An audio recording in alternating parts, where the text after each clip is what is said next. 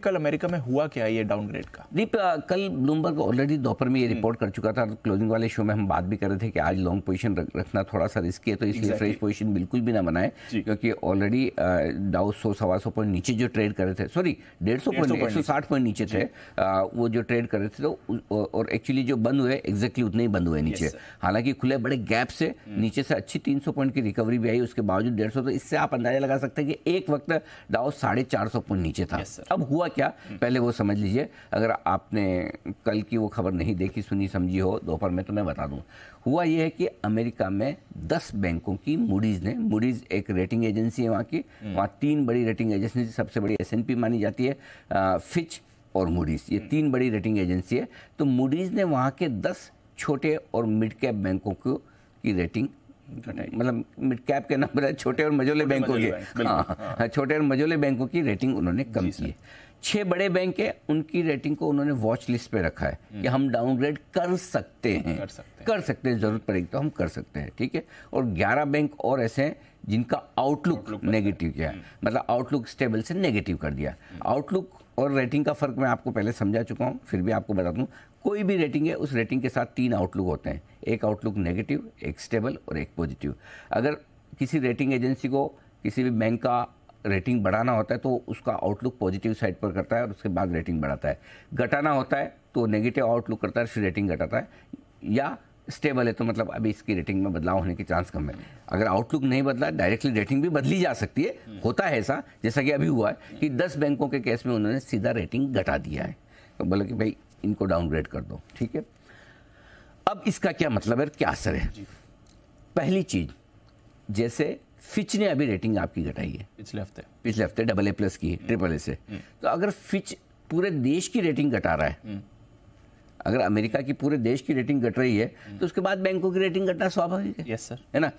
आमतौर पर बहुत कम ऐसा होता है दीप, आमतौर पर, एक्सेप्शन नहीं होता है, अदरवाइज आमतौर पर बहुत कम ऐसा होता है कि जो कोई संस्थान की, कोई बैंक की, कोई कॉर्पोरेट की रेटिंग देश की रेटिंग से ज्यादा हो। यस सर, होता है, ऐसा नहीं होता, कम, लेकिन कम होता है, सेलेक्टेड होता है। इसलिए अगर कोई बैंक थोड़ा भी कमजोर है और अगर देश की रेटिंग घट रही तो उसकी रेटिंग घटना स्वाभाविक।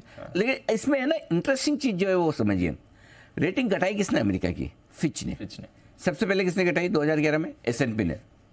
अच्छा, 2011 से अभी तक उन्होंने AA+ ही रखी है। 2011 के बाद उनके हिसाब से अमेरिका AAA कभी हुआ ही नहीं वापस, ठीक है। Yes sir.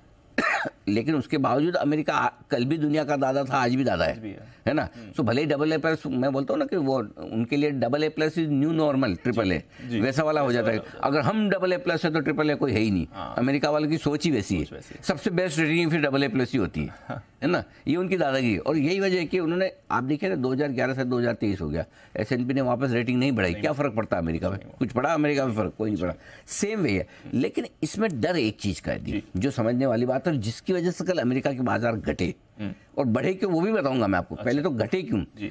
अगर S&P, फिच और उसके बाद तीसरा मूडीज, जिसने पहले बैंक्स की रेटिंग घटाई, कल अगर मूडीज भी चल के अमेरिका को डाउनग्रेड कर दे, तो इसका मतलब 3 की 3 जो बड़ी रेटिंग एजेंसी है, तीनों ने आपको AA+ कर दिया। भाई साहब अब आप AA+ हैं। मतलब वो कहता है कि रजवाड़े चले गए राजा रह गए, वैसा हाल है। आपकी दादागिरी रह गई है, वो रस्सी जल गई बल नहीं गया, वैसा वाला हाल है। हाँ, पुरानी शान और शौकत में भाई साहब आप रहे नहीं अब। तो ये मूडीज अगर आगे चलते कभी अमेरिका की घटाएगा तो फिर अमेरिका पे पूरा कंप्लीट ठप्पा लग गया, तीनों की हो गई। सो ये होगा तो बड़ी दिक्कत, और इस डर से कल अमेरिकी बाजार बड़े जोर से नीचे खुले, माफ कीजिएगा, और नीचे भी गए। रिकवर क्यों हुए? रिकवर होने की वजह यह थी कि अगर देश की रेटिंग AA+ है और उस पर मार्केट का रिएक्शन लिमिटेड आया है। यही पिछली बार जब S&P ने रेटिंग घटाई, 5.5% घटा था अमेरिका का मार्केट, 5.5% जी, राइट। लेकिन इस बार कितना?